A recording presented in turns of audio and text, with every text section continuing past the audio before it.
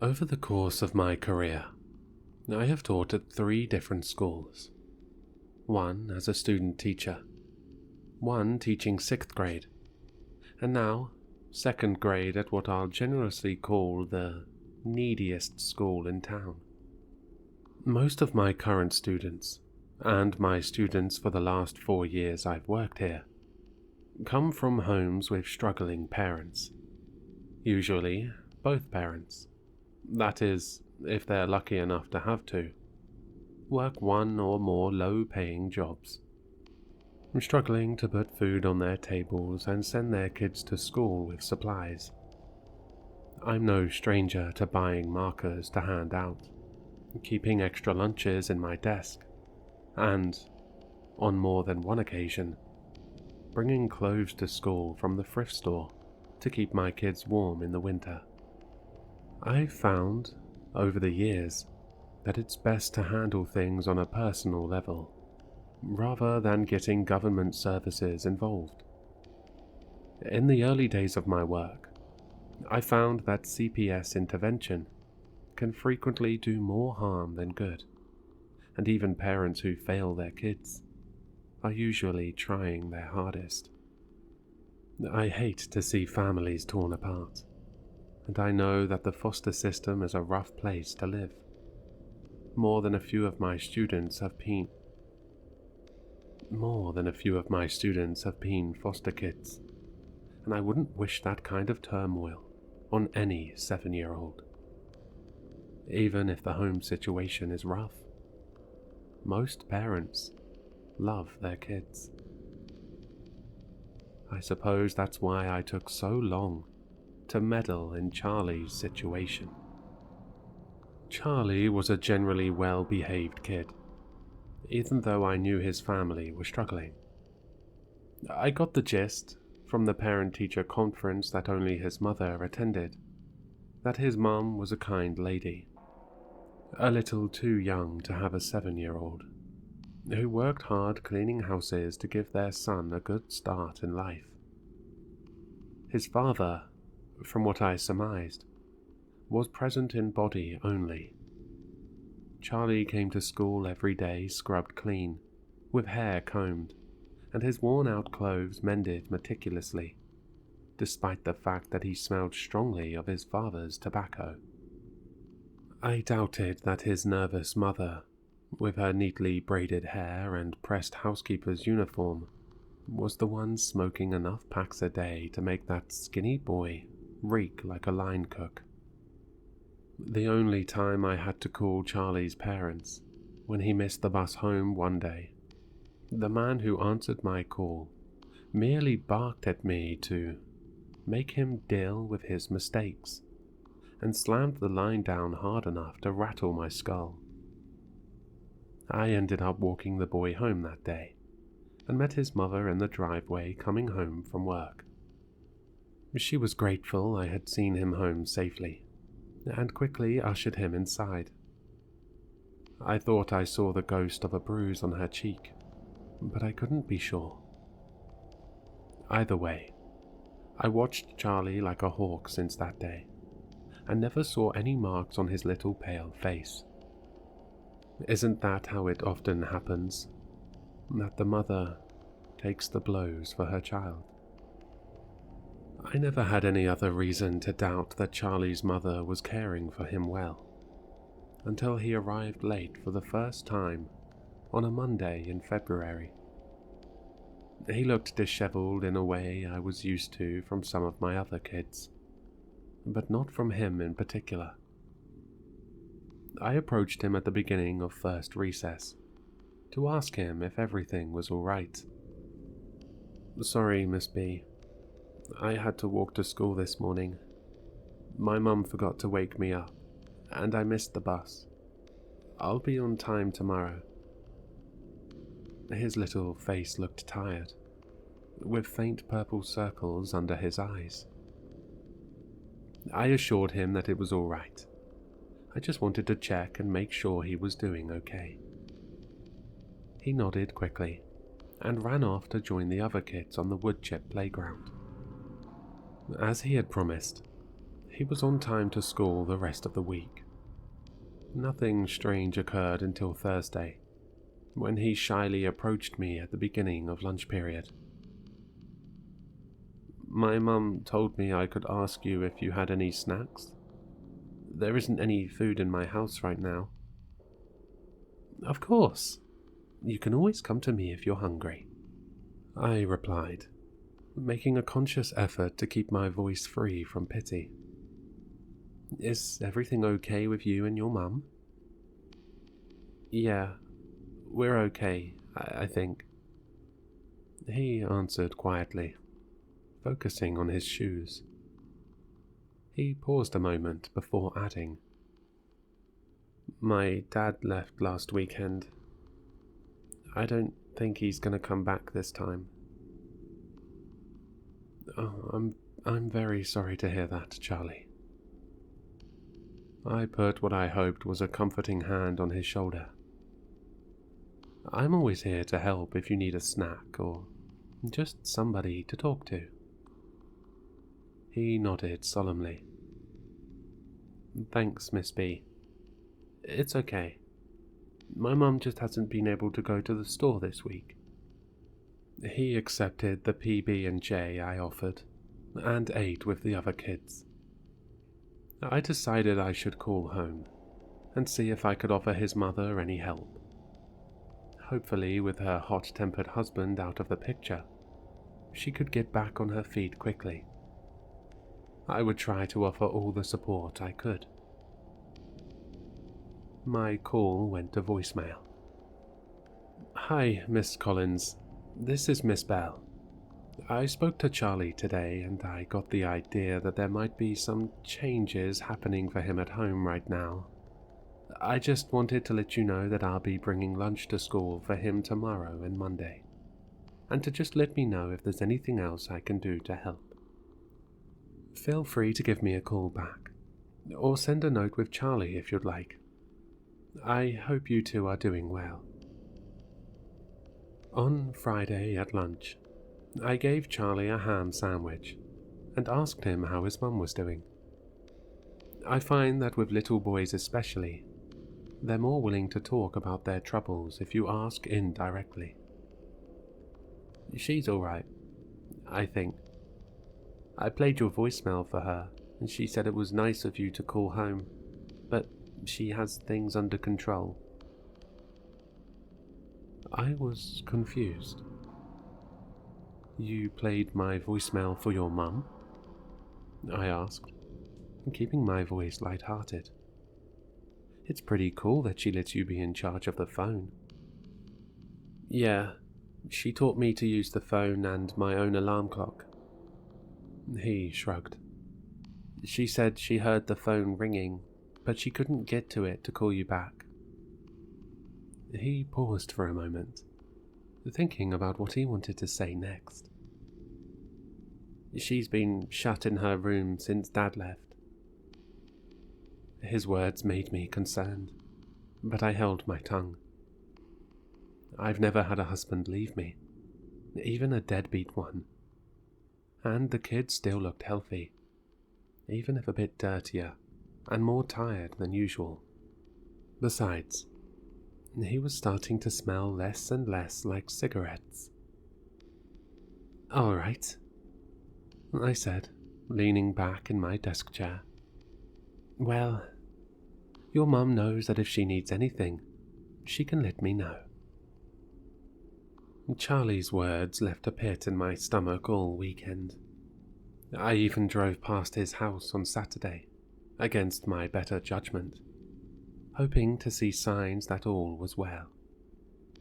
The lights were on, but I didn't see any sign of the boy or his mother. The only difference from the day I walked him home in November was the lack of a beat-up green sedan in the driveway. Whether his mum was working on a Saturday, or his piece of shit father took the car, was anybody's guess. On Monday morning, Charlie arrived on time, wearing the same clothes as Friday, clearly unwashed. My stomach dropped when I saw him.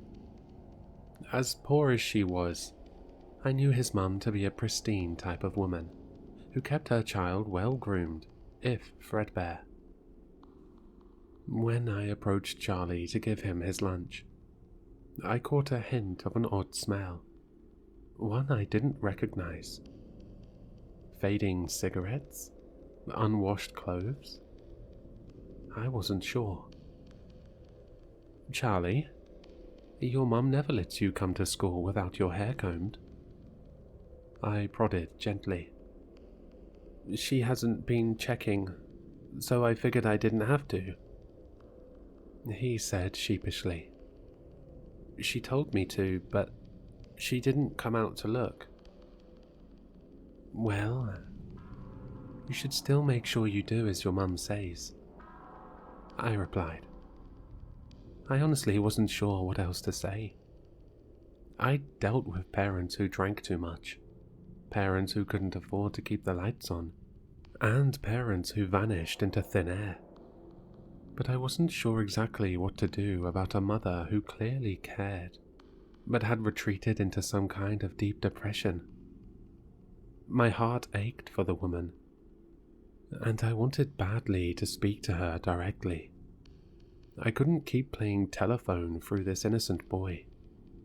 Who knew exactly how much he understood of the situation anyway?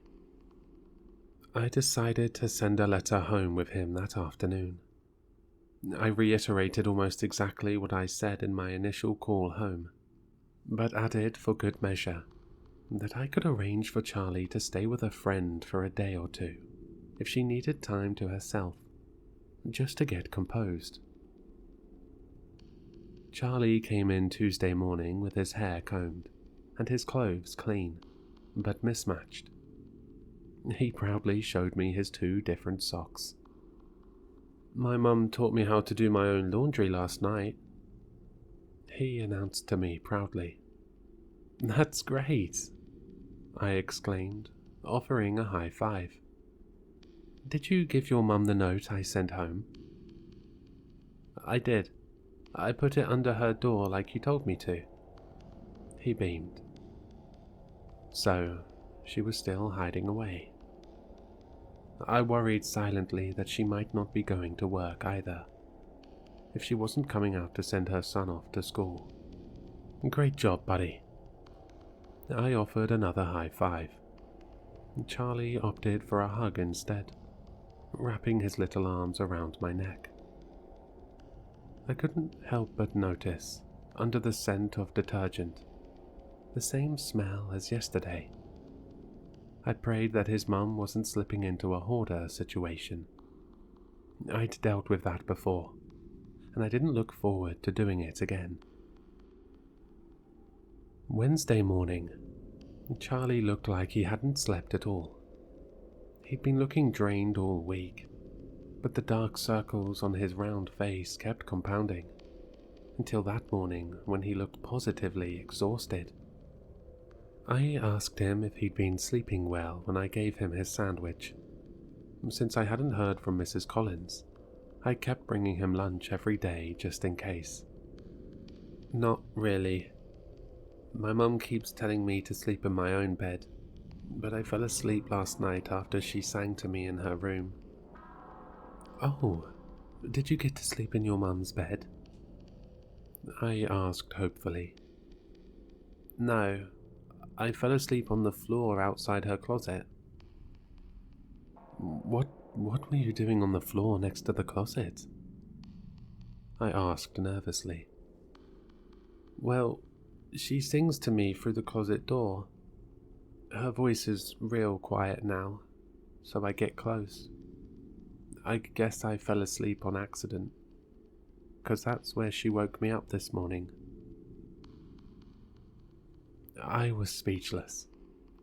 Charlie must have seen the panic flit across my face, 'cause he looked upset suddenly. It's okay, Miss B. I promise. I'll sleep in my own bed tonight, and I'll sleep better. He sounded desperate. My mum says I'll be fine. I just have to help her take good care of me. I reassured Charlie and sent him off to recess. But I decided that I would have to talk to his mum in person that day. I couldn't keep trying to deal with this quietly, and I was worried that the situation was getting out of hand quickly. What did he mean? Through the closet door? I walked Charlie home that afternoon. He was silent for most of the walk, a stark contrast to the other time we'd walked hand in hand together, when he spent the entire time regaling me of the latest Saturday morning cartoons.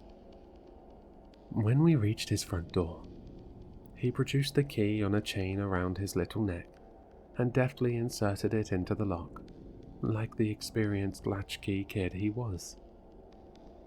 It was when he pushed the door open that it hit me. Rot.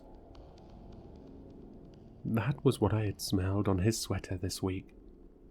It was the smell of roadkill, of a butcher shop dumpster. It was the smell emanating from the little bungalow where I stood on the threshold. Charlie walked right into the house, like he didn't notice the oppressive wall of scent pushing me backwards towards the sidewalk. "Mom," he called out inside. I held my coat sleeve over my nose and pushed forwards behind him. "Mom, Miss B is here." Silence. The house was completely still, save for the buzzing of a single fly in the kitchen. Charlie walked through the living room and the kitchen to the short back hallway. I crept warily behind him. "Mrs. Collins?" I called out, hesitantly. I scanned the kitchen for the source of the smell, but saw nothing. "I'm so sorry to intrude. I just wanted to speak to you directly." I labored to breathe through my mouth, the smell becoming more intense as I moved further into the house. "She's in here," Charlie informed me. "But she told me I wasn't allowed to come into the closet with her." "Charlie," I instructed, my voice wavering. "Will you go outside and sit on the sidewalk for me? I want to talk to your mum for a second. Just us grown-ups. Okay?" He hesitated. I smiled at him, trying to hide my fear and my overwhelming disgust. He glanced at me and into the bedroom, and back at me again. "All right." He left the room and went back towards the front door, looking back at me several times. I stood in the hallway doing my best to look cheerful. "Mrs. Collins?" I called out again, taking a deep breath through my mouth. My stomach lurched, and I felt the hairs on the back of my neck stand at attention as I crossed the threshold into the bedroom. "Mrs. Collins?" I practically whispered, facing the slatted white doors of the closet. Nothing. The room was silent, save for the rushing of my blood in my ears. I stared into the dark gaps between the wooden slats. I felt as if there were eyes on me, burning as they returned my gaze. But I saw nothing. As quick as I could, I pushed down my terror and whipped the door open. "Are you Miss Bell?" the officer asked. I looked up at him from where I sat on the frozen lawn, my arm around Charlie. I nodded, staring back at my shoes on the edge of the sidewalk. "Yes, I'm the one who called." I heard the rattle of the gurney as the EMTs brought it through the front door.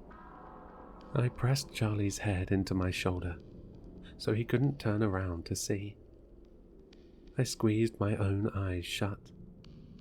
I had seen enough already. A female officer took Charlie from me and sat him in the back of a squad car. I sat still on the cold grass, feeling the ice slowly melt into my polyester work slacks. "You said you spoke to his mother yesterday evening?" The officer questioned, standing in front of me on the broken concrete squares. No, I said Charlie spoke to his mother yesterday evening. I called the house on Thursday and she didn't pick up. Everything was relayed to me through him. Okay. And when did Charlie say his father took off? Saturday before last. I found out that Monday. I swallowed hard. Silence hung in the air as I watched the red and blue lights bounce off the houses before I spoke again. How long do you think she was in there? The officer let out a long breath through his teeth. The scent of Mrs. Collins still hung in the air, with the front door left open. My best guess, maybe 2 weeks. I nodded again, shutting my eyes but quickly opening them again. Every time I closed my eyelids, I saw her there, her eyes wide open and hollow, her mouth agape, her dry fingers wedged in her husband's belt, her flesh peeling wetly off the bone, her feet hovering above the ruined carpet, the remnants of a housekeeper's crisp uniform, stained beyond bleaching. The envelope, with my handwriting, soaking in red and brown. I changed schools that fall. I wasn't sure I could handle another year in that neighborhood, driving so close to Charlie's house every morning and every evening. I didn't think I had the stomach to help other students with their family struggles, having seen what I had seen that winter. I called Charlie's grandmother a few times to see how he settled in with her. 2 states away, I hoped that he was young enough to forget and move on with time. It was better he was far away, where his father wouldn't know where to look, if he ever cared to.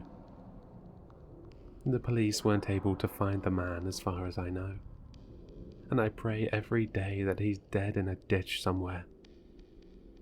What kind of a man could do that to his wife, and then leave his son alone with the aftermath? It made me sick. Sick with rage and sadness. I left another letter for Charlie's mum, this time on her grave. I hope she knows that he's being looked after when she couldn't be there. God knows, she tried her hardest.